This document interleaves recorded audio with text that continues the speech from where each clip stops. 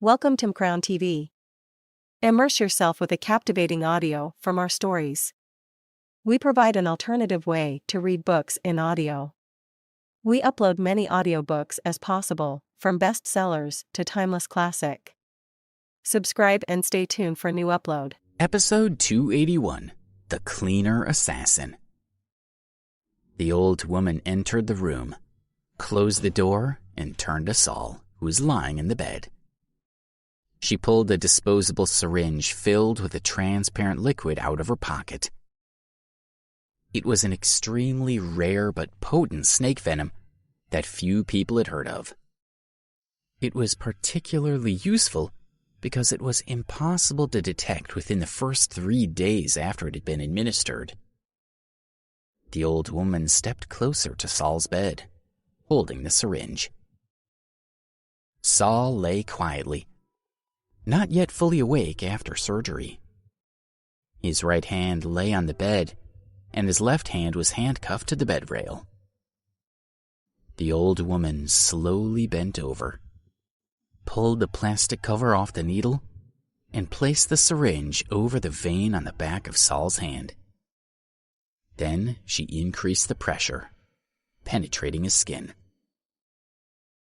The pinch on the back of his hand woke Saul, and he slowly opened his eyes to see the old woman injecting something into him. "It's you," Saul said, recognizing her. Morag Sparks worked for Chris Stedman. Saul had met her when she had helped Chris deal with a man who had offended him. After a young lady had gotten the man drunk, the old lady had entered disguised as a cleaner. She had then covered the man's nose with a cloth and suffocated him. Morag placed her hand over Saul's mouth, preventing him from calling out. "Yes, it's me," she said. "I'm sure you know who sent me. You work for Chris, so you know what happens when you fail him. He would prefer if you don't talk to the police, so I'm here to make sure that doesn't happen." The muscles on Saul's face twitched, and his eyes drifted closed as his breathing grew weak. Morag recognized the signs of the venom beginning to work, and she slowly released her hold on him. Saul could barely move, and he gasped, desperately trying to take in more air. But he just couldn't seem to fill his lungs, no matter how hard he tried. His vision grew dim as his consciousness faded, and he seemed almost detached from what was happening to him. His face relaxed as his eyes glazed over. He was dead. Morag looked at her handiwork and smiled. Then she cleaned the room as if nothing had happened. Once she had finished, she stooped over a little and walked outside. "You finished?" one of the policemen asked. "Yes, all done," she said, faking a cough. "Thank you, officer." Then she slowly pushed the cleaning cart along the corridor and left. An hour later, a nurse entered Saul's room to check on him. Within a few minutes, she called for help, and the 2 policemen rushed in. They could see that Saul looked motionless, and they glanced at each other worried. "Get a doctor and find out what's wrong with him," one of them said. "Yes, I'll call Dr. Gilbert," the nurse said, dashing out of the room. She returned a moment later with Saul's doctor. One of the officers moved a short distance away and called Chelsea Wood. "Officer Wood," he said. "Saul is dead." "Dead?" Chelsea exclaimed. She was on her way to the police station, and she was so shocked she almost ran off the road. "What happened? You said he was stable, and we were going to record his confession soon." "Yes, that's what the doctor said," the officer told her. "I don't know what happened, but he died suddenly this morning." Dr. Gilbert had finished examining Saul, and he walked over to the police officers who were asking him for the cause of death. "There's no sign of anything obvious," Dr. Gilbert said. "His death was not the result of his gunshot wounds. There may be some underlying conditions we weren't aware of, but all we have right now is conjecture, and nothing springs to mind." He shook his head. "I can't think of any disease that would attack so quickly and leave no trace." No, Chelsea muttered. She had heard the doctor's report over the phone, and she couldn't believe it. She suspected that Saul's death could be connected to Chris. So she asked, "Did anyone enter his room?" "No," one of the police officers said, and then he paused. "Well, there was the cleaner, but she was just a harmless little old lady." "Wait a minute, officer," Dr. Gilbert said. "A little old lady cleaned the room?" "Yes," the police officer said. "She was a frail, wrinkled woman over 60 years old." "But our cleaner is a 20-year-old woman," Dr. Gilbert exclaimed. "What?" the police officer asked. He realized that the old woman must have done something to Saul, and he apologized to Chelsea. "Officer Wood, I'm sorry," he said. "We shouldn't have let the woman in." "Well, that doesn't help us now," Chelsea said, annoyed. "Go and check the hospital security feed and find the old lady. I'll be there soon. In the meantime, make sure Saul's body is protected." The two police officers agreed. After hanging up the phone, Chelsea drove to the police station. She strongly suspected that Chris had arranged Saul's death. When she reached the station, Chelsea chose 2 police officers to go with her to the hospital to investigate the cause of Saul's death. "Officer Wood," a police officer said, walking over to her, "we've received reports of a vicious robbery in the east of the city. The suspect has been arrested, but he has committed 3 other crimes within our jurisdiction. So you've been ordered to go to the East District Precinct to help with the investigation." Chelsea knew something wasn't right. But she took 2 police officers and drove to the East District Precinct. Finn Murphy, the police chief, smiled as he watched Chelsea driving away. Then he picked up his phone and made a call.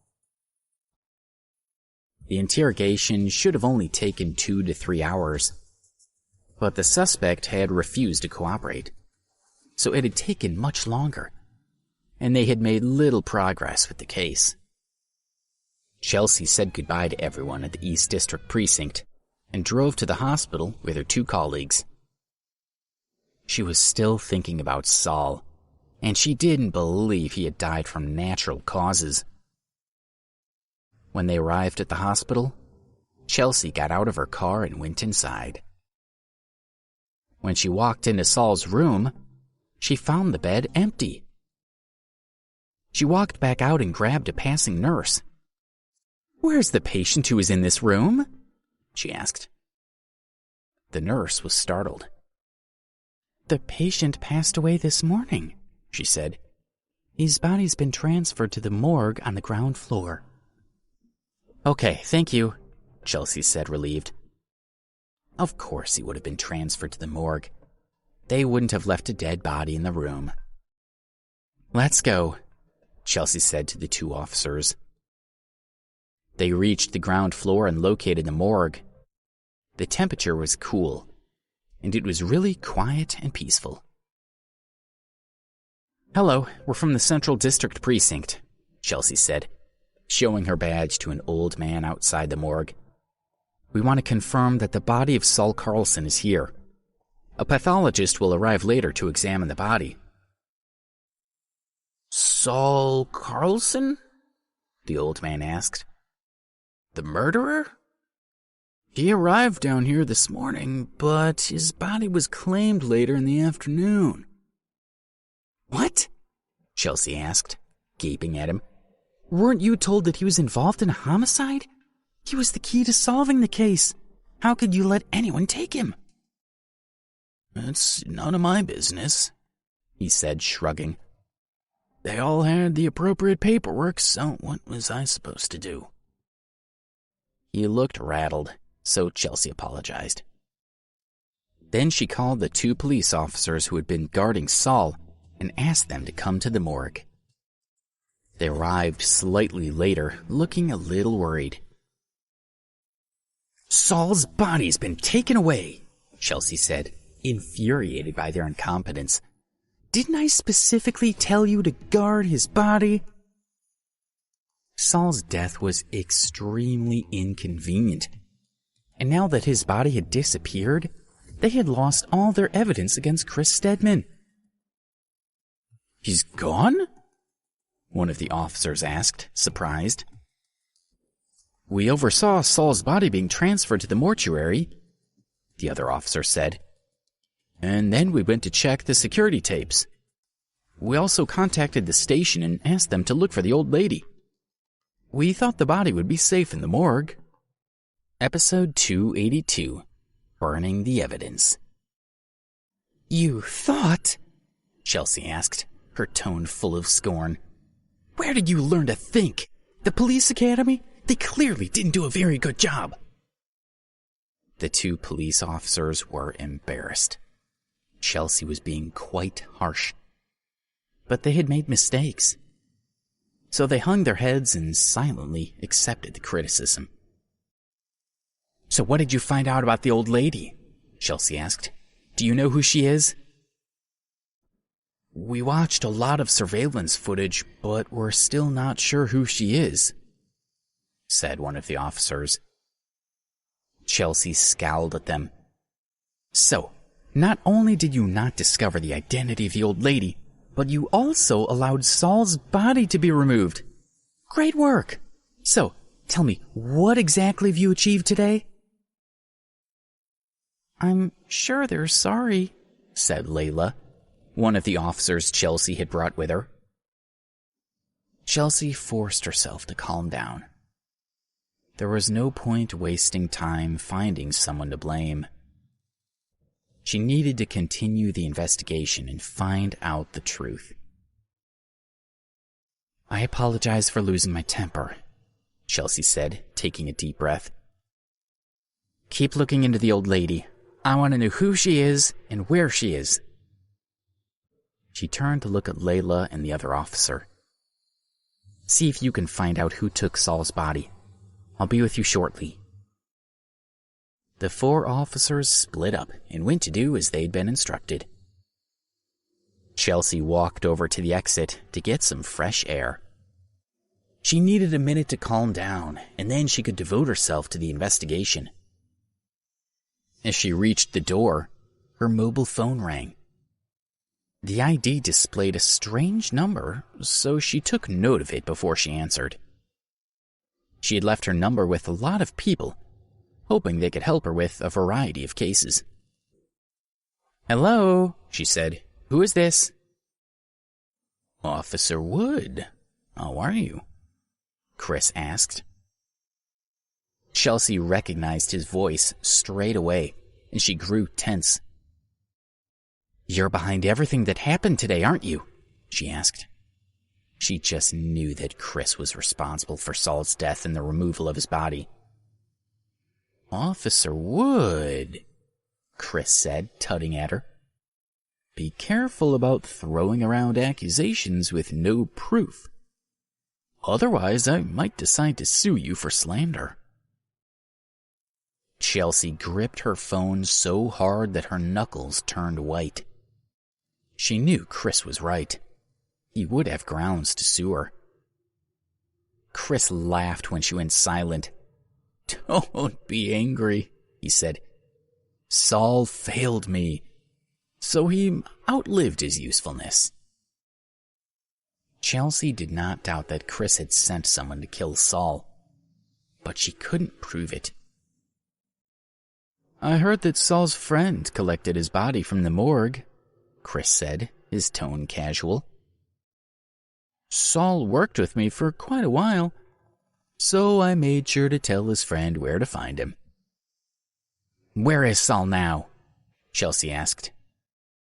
If she found the body, then maybe she could find some clues to solving the case. He's at the Shady Pines funeral parlor, Chris said. Chelsea knew where that was. She began to walk out of the hospital, but then Chris spoke again. Of course, I'm afraid it won't be possible to see Saul's body, he said. He's scheduled for cremation at any moment. What? No, Chelsea said. Saul is important to this case. I order you to stop this. Do not cremate him. I'm sorry, Officer Wood, Chris said, not sounding at all apologetic. Saul's friends just want to lay him to rest as soon as possible. His coffin is just going into the furnace now, and the flames are already burning. Stop it! Chelsea shrieked into the phone. Make them stop! Oh dear, Chris said. I'm so sorry, Officer Wood. I'd like to help you, but I'm afraid it's too late. Saul's body is already gone. But why don't you come and see his ashes? Maybe you can get some clues from them. Would that help? Chris, you bastard! Chelsea yelled, cursing him. One day I will arrest you and bring you to justice for every single crime you have ever committed. Yes, my dear, Chris said, his tone patronizing. I'll be waiting. It was clear he never expected that day to arrive. I do hope you remember what I said about slander. You should be very careful about what you say about me. He ended the call. Chris watched as Saul's body was pushed into the furnace, knowing there would be no evidence for Chelsea to find. He turned and walked outside. Before he could deal with Chelsea, he needed to take care of the Cliftons. That was much more important. Once the Stedman family seized control of the Baltimore underworld, everything else would fall into place. Chris got into his car and told the driver where to go. Then he sat back and started planning out how to approach Jessup Clifton. Just imagining it made him a little nervous. Throughout his life, he had often been told how powerful the Cliftons were. I never expected to be in this position, he thought. When I was a child, the Cliftons were so strong, and now I will be the one to destroy them. It didn't seem real. Over the past year, his father, Art, had discussed the matter with Chris many times. They were determined to seize the Clifton family's territory, and Chris had it all planned out. But now that it was time to act, Chris wanted to speak with his father again, not wanting to risk destroying their plans by making a mistake. So instead of going back home, Chris went to a private villa in the suburbs. His father's villa was some distance away from any neighboring property, and it was reached via a simple dirt road. Art Stedman liked his privacy. The car stopped in front of the villa and Chris got out. It was much cooler here than in the city, so he hurried into the villa where it was much warmer. Art stood in front of the French windows, smoking his cigar while looking out at the scenery. His wig lay discarded on a nearby table.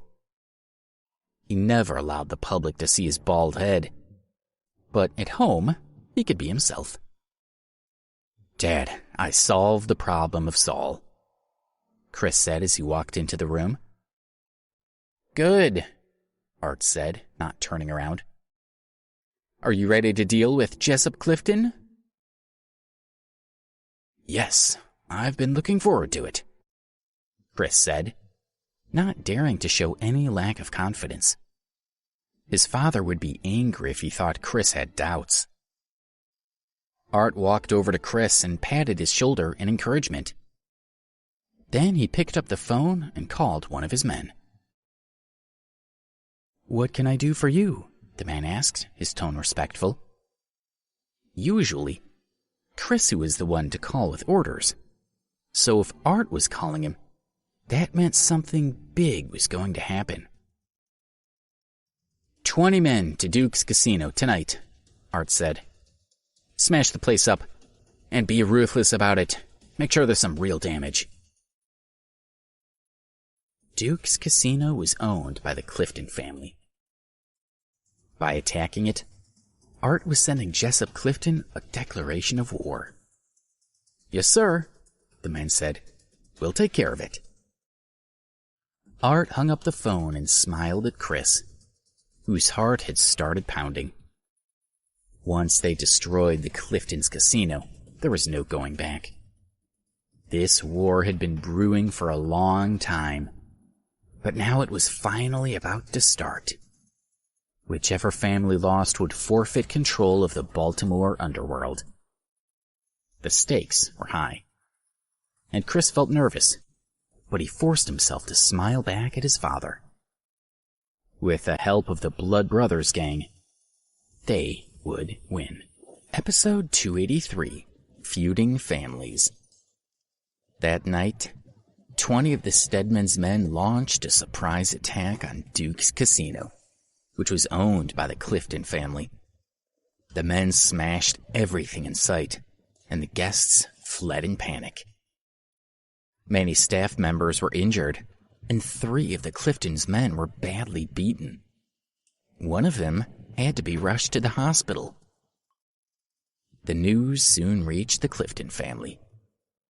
Rufus and his brothers talked it over while they waited for Jessup to join them.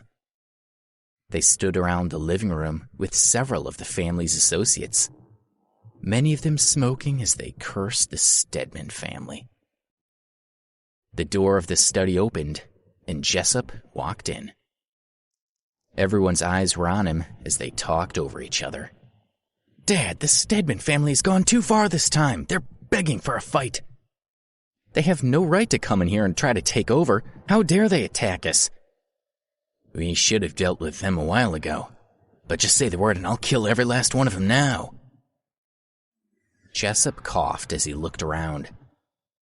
The smoke was catching in his throat. "Put those out," he ordered, taking a drink of water. Everyone stubbed out their cigarettes and cigars. Jessup sat on the sofa. "Until now, the Stedman family have been careful not to encroach on our territory," he said. "But they have been steadily growing in power, and now they may be strong enough to destroy us." Everyone began to speak. "Dad, why do you think so highly of the Stedman family?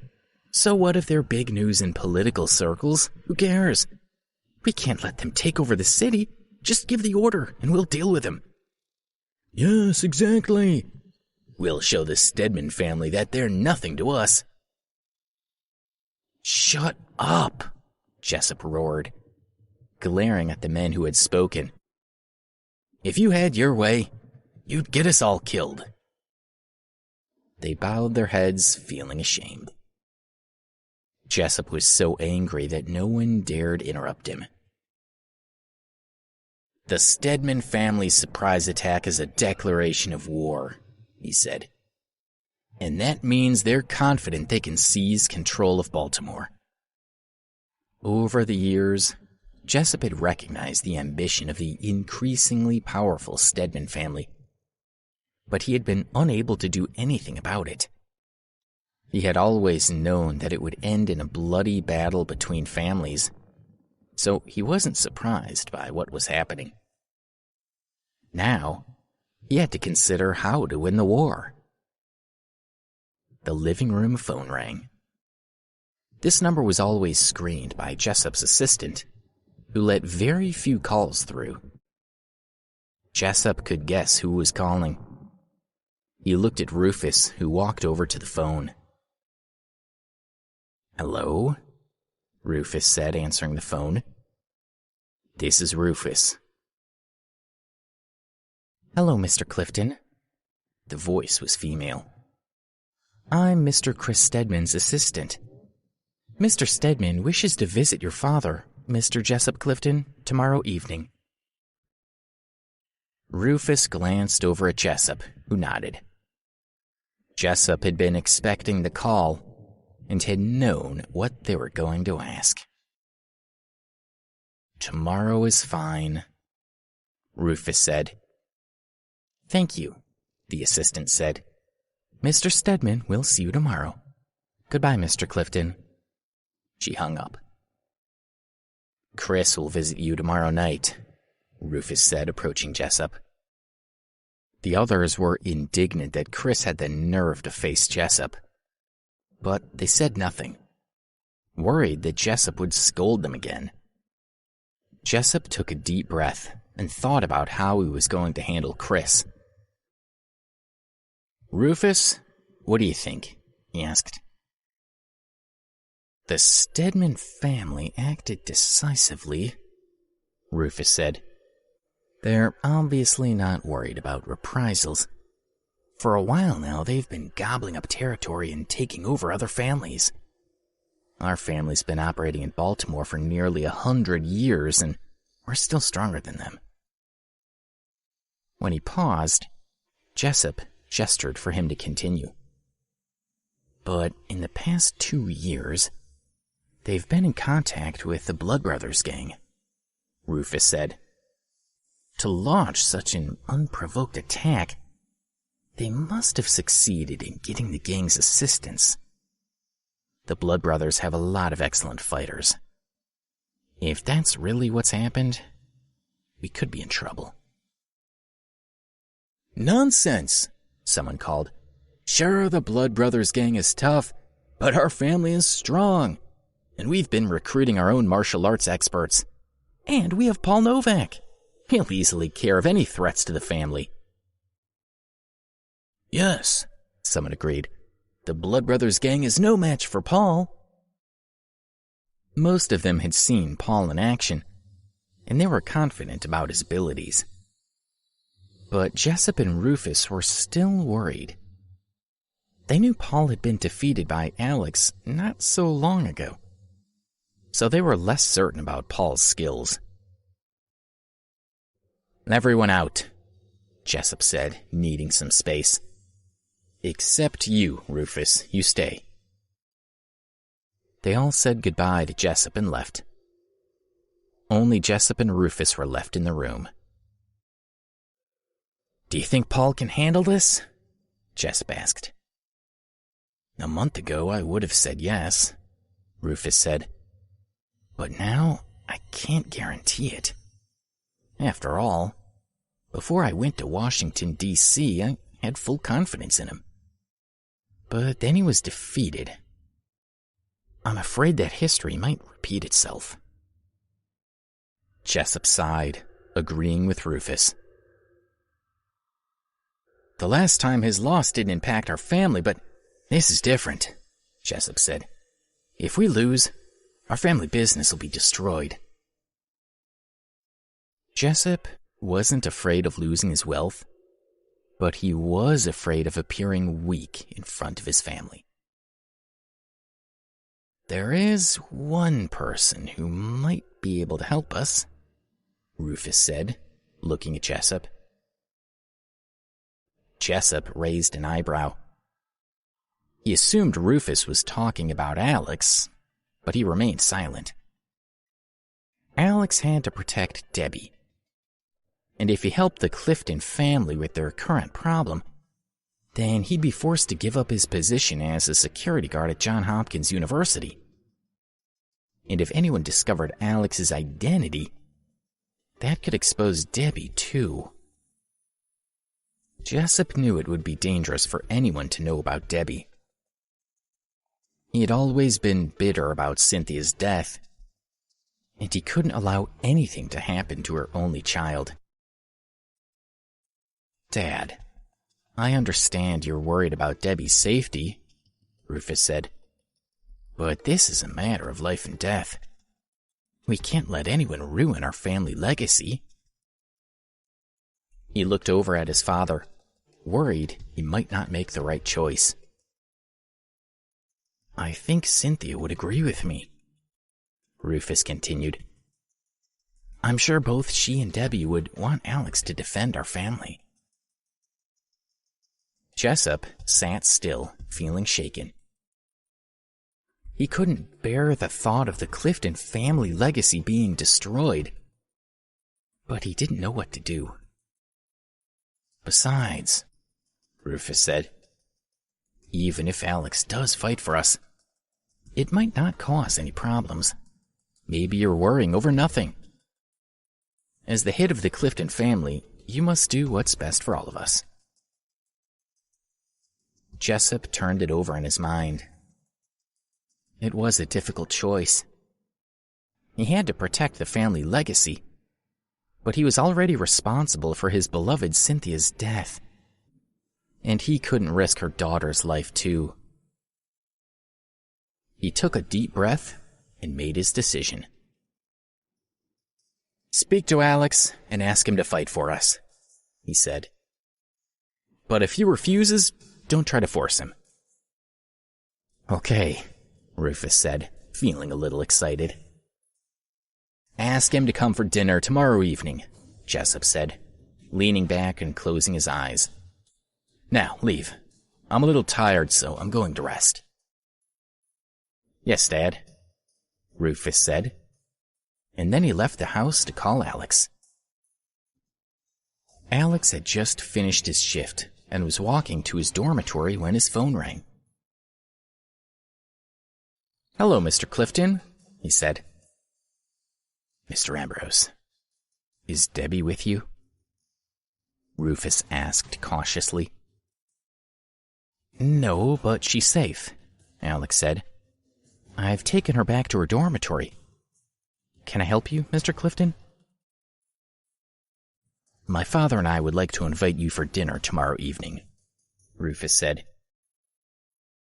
Is this about Debbie? Alex asked. We can't have this conversation over the phone, Rufus said. We'll discuss it tomorrow. I'll send a car to pick you up, as it's better if no one sees you coming here. He hung up. Alex was worried about what they might want. He and Debbie had arrived at Johns Hopkins only a few days ago, and already the Clifton family wanted to talk to him about Debbie. What was going on? He was still thinking it over as he walked back to his dormitory. Episode 284, Pursuing the Moon Maidens. The next day, at 10 o'clock in the morning, Alex was driving a patrol car around the university campus. The scenery was beautiful, and everyone seemed to be relaxed and happy. Alex sat in the car, looking around as he listened to music on his phone. 5 young men walked over with their mobile phones in their hands.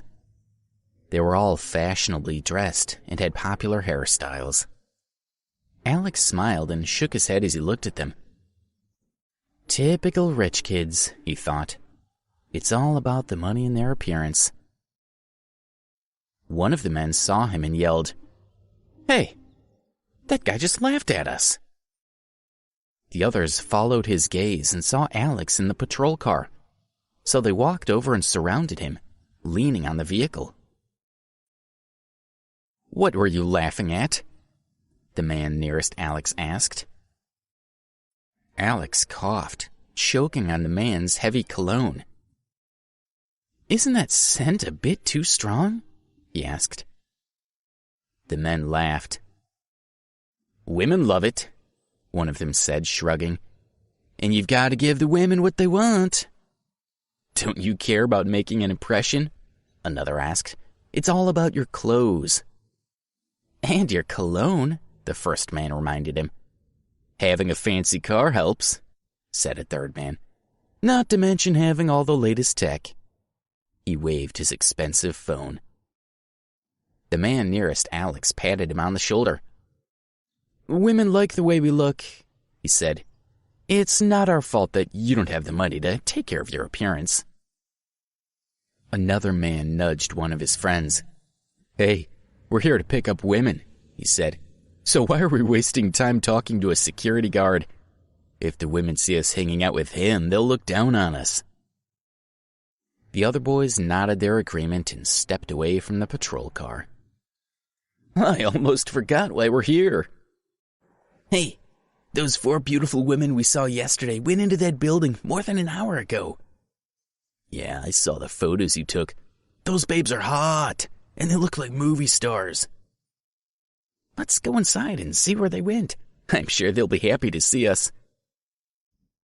The man closest to Alex smiled at him. "Just watch," he said. "When we come out, each of us will be with a beautiful woman." With that, the young man walked over to the building. At the entrance, they heard footsteps and women's voices coming from the stairs. A moment later, 4 women appeared. The men stood below, watching them. The 4 young women stepped outside. Each was beautiful, almost ethereal, but they all had distinct personalities. The first woman looked quiet, the second confident, the third aloof, and the fourth sweet. The men stared at them, unable to look away. Alex chuckled when he saw them, knowing they were not ordinary women. They were the Moon Maidens. The young men swarmed around the women, all talking at once. "Hello, beautiful. I'm Miles Webb from the Department of Fine Arts. What classes are you taking?" "I'm Sean Little, and I'm studying music.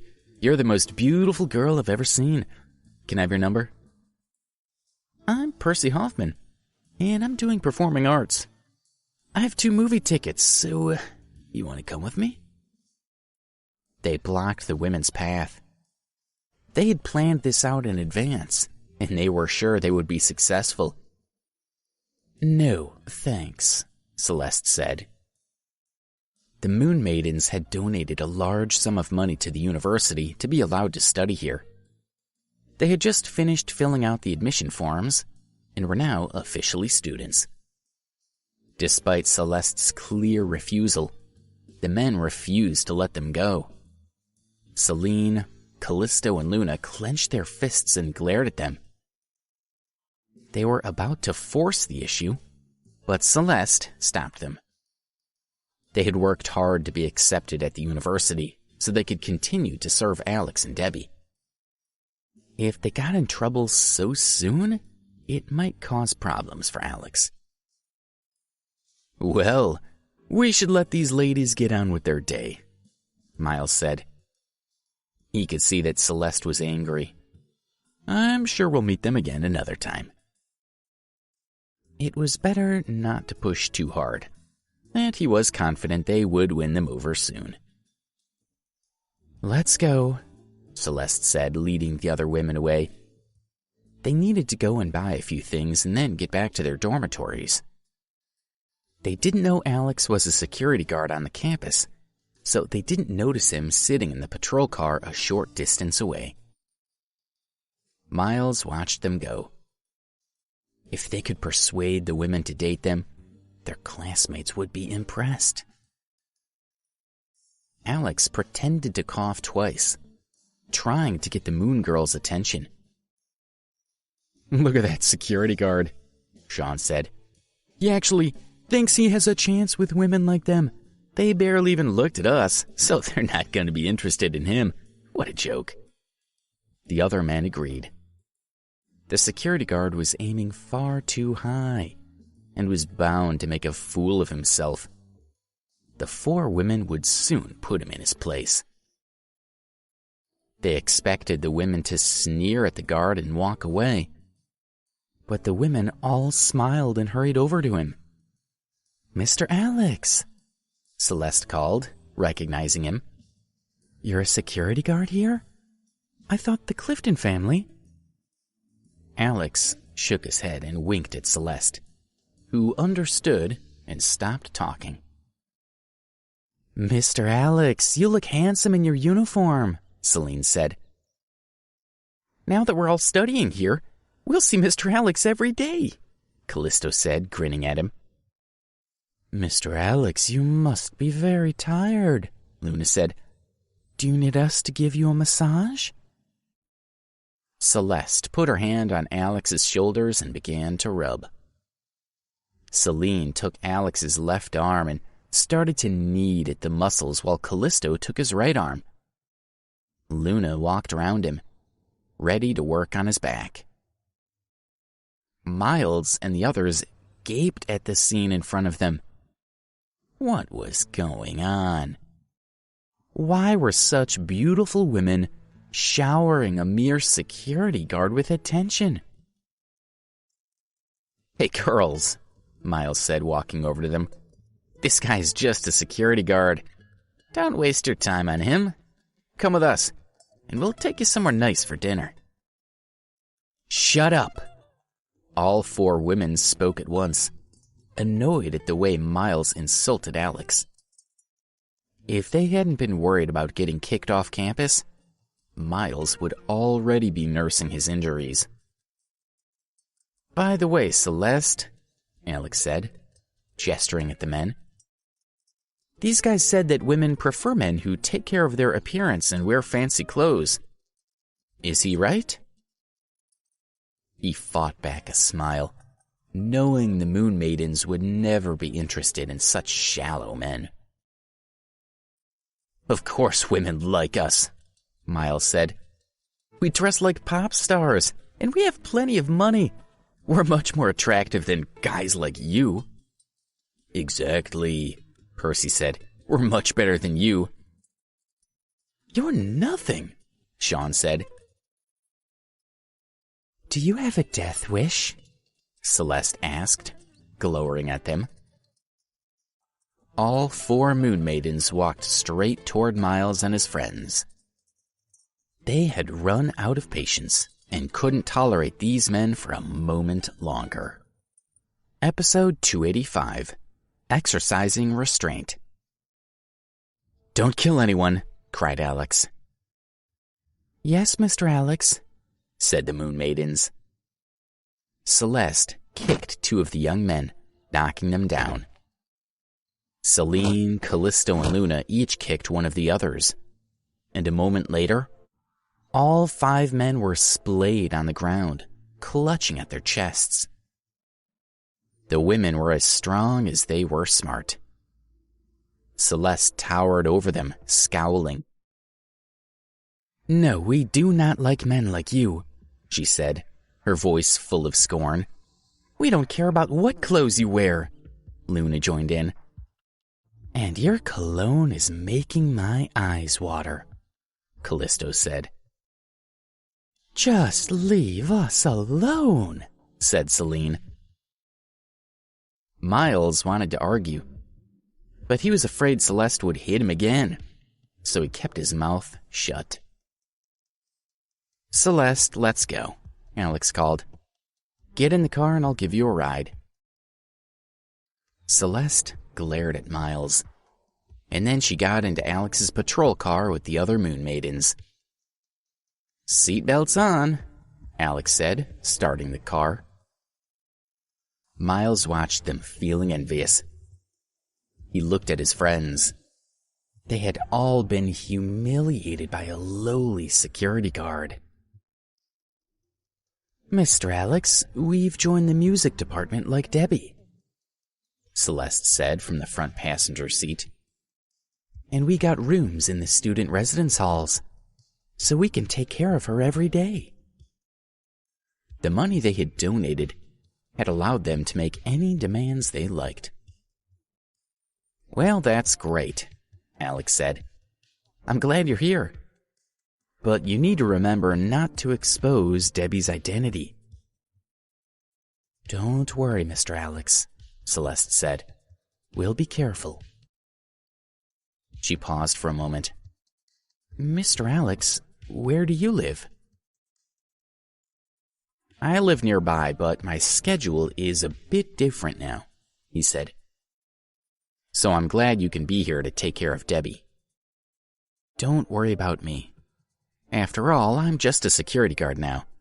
So if you hang around me too much, it will attract attention, We know we can't take of you the way we did before, Celeste said.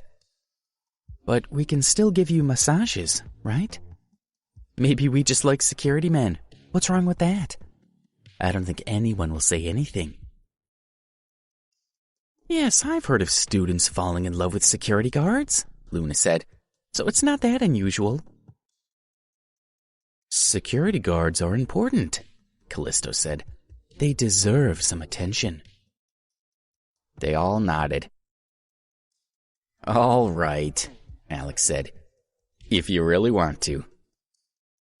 He looked at them fondly, knowing that they were being sincere. As long as they were careful, there shouldn't be any problems.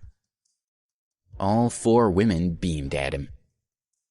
By the way, he said, I'm going to the Cliftons' house tonight, so I need you here to protect Debbie. Okay, they said, determined to do whatever Alex asked of them. Are you going home now? He asked. I can take you there. We need to buy a few things first, Celeste said. Okay, then I'll let you off at the school gate, he said, stepping on the accelerator. The 4 women were caught off guard and yelped. Then they started laughing. Later that day, Alex watched Celeste and Celine escort Debbie back to the dormitory building. All 4 Moon Maidens were in Debbie's class, but Alex was afraid that 5 beautiful women together would attract too much attention. So he had divided them into 2 teams who could take turns protecting Debbie. Any 2 of the Moon Girls could cope with anything that might happen. Having finished his shift, Alex went back to his dormitory, changed out of his uniform, and left the campus. Just outside the university grounds, he found a car waiting for him. After a 20-minute drive, they reached the Clifton family home, and the driver stopped outside the door. Alex got out of the car and found Rufus waiting at the door. Mr. Clifton, Alex said. Mr. Ambrose, Rufus said.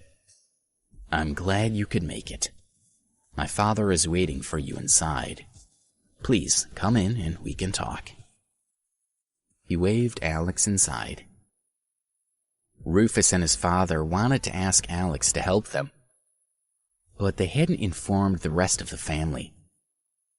Jessup kept them in the dark to protect Alex's identity. Since Alex was protecting Debbie, the fewer people who knew what was going on, the better. This way, Rufus said, opening the door for Alex. Jessup was sitting at a table covered with food, but when he saw Alex, he stood up. Mr. Ambrose, he said, thank you for coming. You're welcome, Alex said, keeping his tone respectful. After a simple exchange of greetings, they sat at the table. The dishes were steaming hot and everything looked delicious. But Alex noticed that Jessup and Rufus barely touched their food, and he grew concerned. Mr. Clifton, are you worried about Debbie? Alex asked. She's doing really well now. Jessup gave him a weak smile. He hesitated for a moment, and then he got straight to the point. Actually, Mr. Ambrose, he said, I didn't invite you here to ask about Debbie. I need to ask for your help. Oh? Alex asked. He hadn't expected that. What do you need from me? I'll help if I can. The Cliftons were Debbie's family, so Alex felt obliged to assist them. Rufus was pleased by Alex's response. I'm glad to hear it, Mr. Ambrose, Jessup said, relieved. He held up his glass, toasting Alex. So, Mr. Clifton, what's going on? Alex asked. He was curious about what kind of problem the Clifton family couldn't solve by themselves. "Well, it's like this," Jessup said.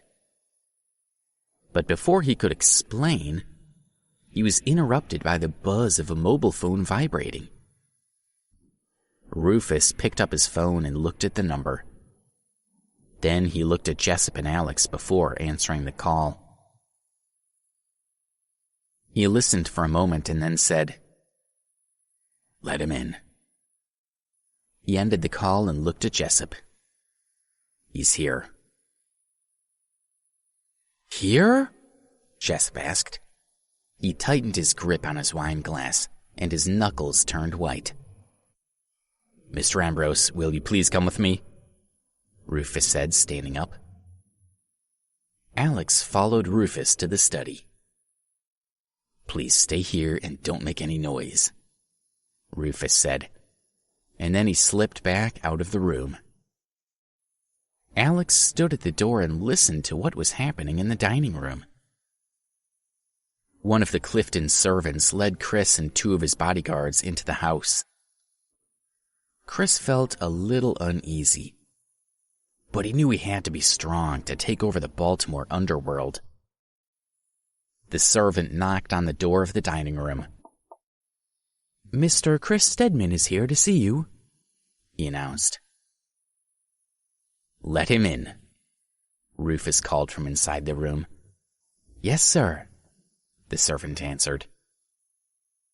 He opened the door and stepped back to allow Chris entry. Chris took a deep breath and walked inside. "Chris," Alex thought. "What's he doing here?" Jessup sat at the table and didn't even acknowledge Chris. Instead, he picked up his fork and began to eat. He had been one of the underworld's leaders for decades, and even Art Stedman didn't wield the same power. So Jessup refused to show his son any respect. Chris grew angry at Jessup's attitude. "How are you, Mr. Clifton?" he asked, pretending he hadn't noticed the insult. "And Rufus, are you well?" "Hello, Mr. Stedman," Rufus said, eyeing Chris warily. Jessup remained silent. Chris frowned. "I've laid down a challenge to your family, and you still won't even look me in the eye," he thought. "Well, I'll get your attention soon enough." "That's an impressive meal," he said, sitting down at the table uninvited. "I didn't expect you to have such a big appetite after all that's happened lately." He picked up a fork and took some food, chewing slowly. A moment later, he put the fork back down and frowned. "Too much salt," he said. Jessup put down his cutlery and stared at Chris. The upstart had dared to sit at the table and help himself to the food. His behavior was downright offensive and deliberately provocative. Chris smiled, glad to see that Jessup was angry. "Mr. Stedman, would you care to explain what happened last night?" Rufus asked.